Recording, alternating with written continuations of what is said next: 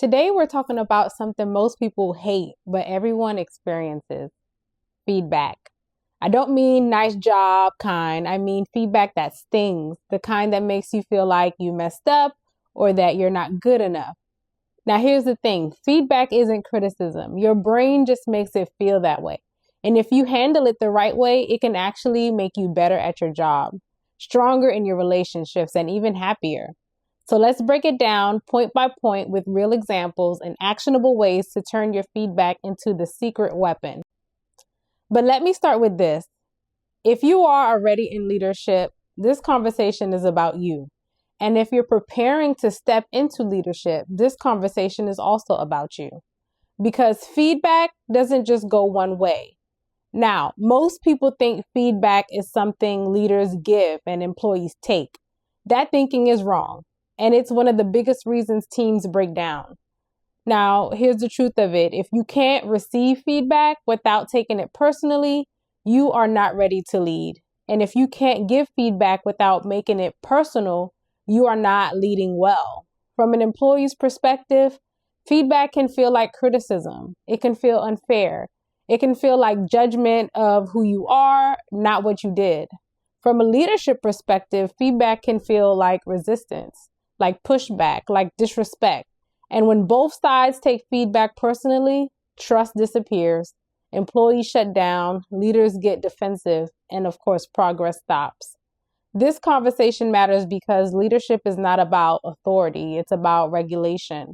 Your ability to stay grounded when feedback comes your way, your ability to listen without protecting your ego, your ability to separate identity from behavior.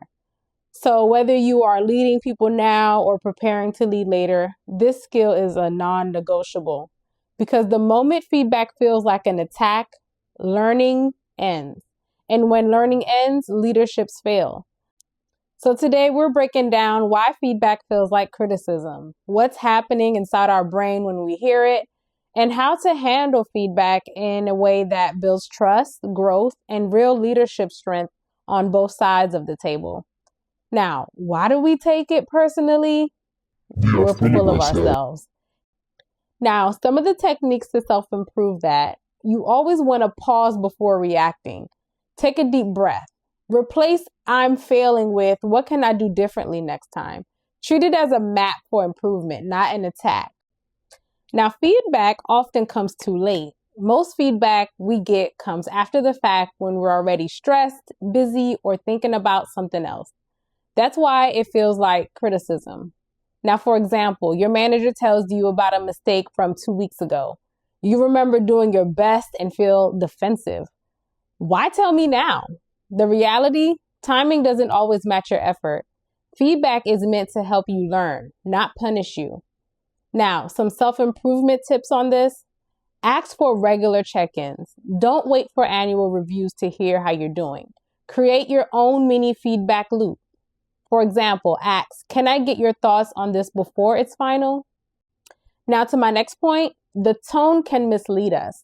Sometimes it's not what they say, it's how they say it. Tone can make constructive advice feel like a personal attack. For example, your coworker says, "You missed the deadline again." Your brain hears, "You're incompetent." The reality: they're frustrated, not insulting you. Self-improvement tip: focus on the words, not the tone. Rephrase it mentally.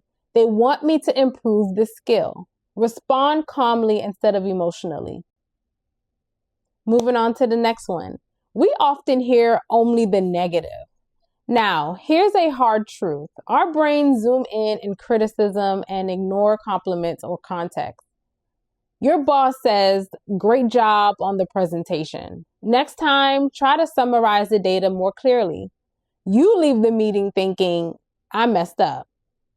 Now, the reality of the situation: most people leave feedback trying to help you grow, not knock you down.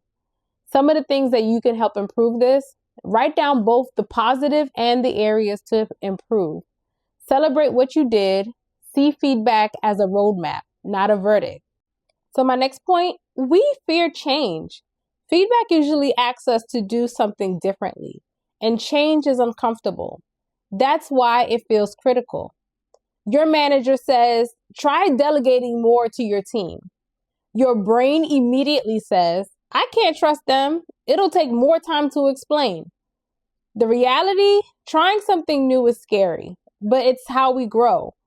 Now, some tips to improve that: break feedback into small steps, start with one actionable thing, and track your progress and celebrate your small wins. My next point, we often lack context. Sometimes we only hear part of the story, which makes feedback feel like a judgment. You hear, your report was late, and then you think, I'm careless. The reality, they don't know you were juggling 3 other tasks at the same time.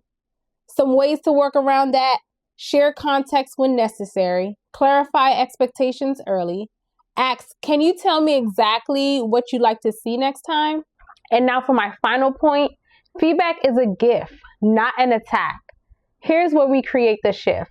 Feedback is one of the fastest ways to improve. Now here's the shift. Feedback is one of the fastest ways to improve. If you take the advice seriously, adjust, and your next project is flawless, people notice and you feel more confident.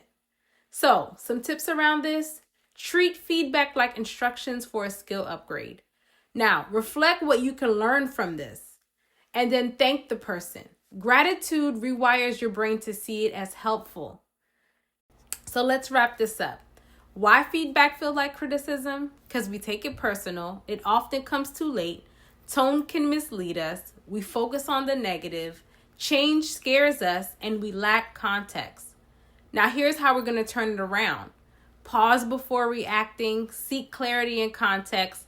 Focus on actions, not judgment. Start small and celebrate the wins. Now, remember, feedback isn't a punch. It's a tool. When you handle it the right way, it stops hurting and starts building you into a stronger, smarter version of yourself. If you haven't done already, please subscribe, and I'll see you guys next time on our Elevated Leadership Mindset.